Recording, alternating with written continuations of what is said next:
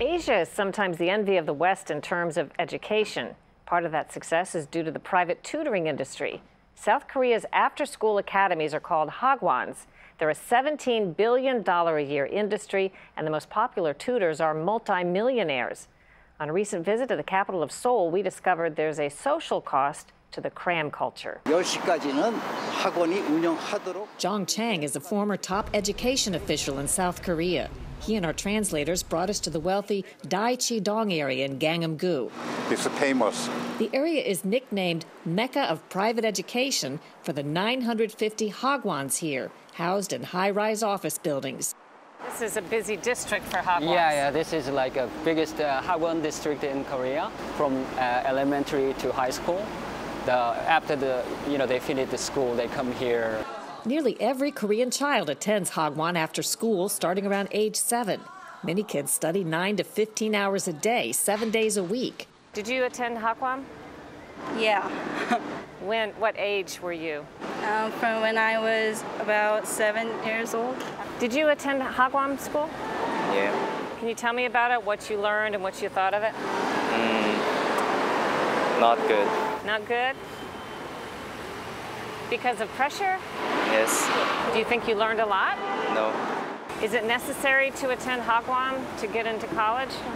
I don't think it's necessary. This is for the high school students classes. How late do they attend after school until? 10 p.m. 10 p.m. Yes. It's a long day. Yeah, but the city government step in. Before then, about 2-3 years ago, some hagwon they open until 1 a.m. 1 in the morning. Yeah, that's why city government step in and then stop it. That high-pressure academic culture is blamed in part for a new trend that started in 2013. Suicide overtook transportation accidents as the leading cause of death for young Koreans. We hear it's very hard and it's a lot of pressure. It is a lot of pressure for all Koreans, so I don't really think it's a good culture, but it's a must for Koreans to get through life and go to a good university. So we don't really have a choice. I hear some good things, that it's a lot of good education, but I also hear some kids even commit suicide. They get under such pressure. Have you heard of that? We did heard of that, but I feel that's really a big problem in our society. It's necessary evil.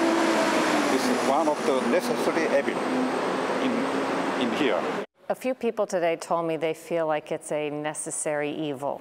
Well, I would call it unnecessary evil. It's completely unnecessary.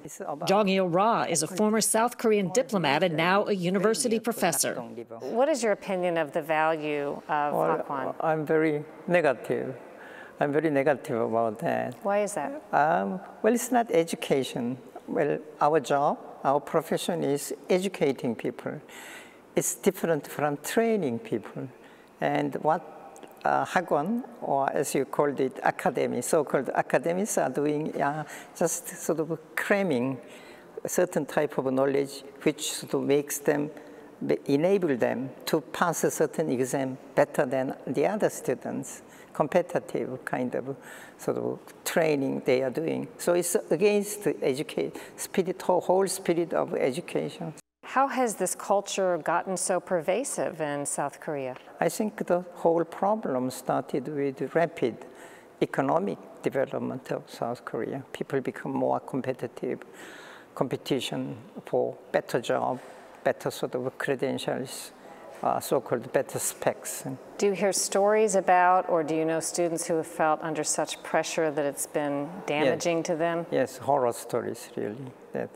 The children of tender age, they have to go through all this.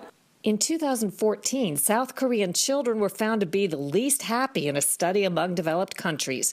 The government cited the stress of the country's educational pressure cooker. But for all the critics, there are students who say they have great teachers and a positive hagwon experience. Did you go to school during the day and then go to academy after school? Yes. For how long? Many hours? 4 hours. Average 4 hours. 4 hours after school? Yes. 6 to 10. Did you learn a lot? Are you glad you attended?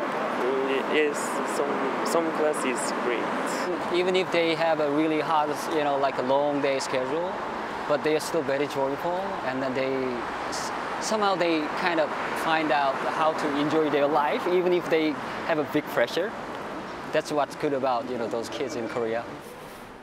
A note of perhaps perverse inversion.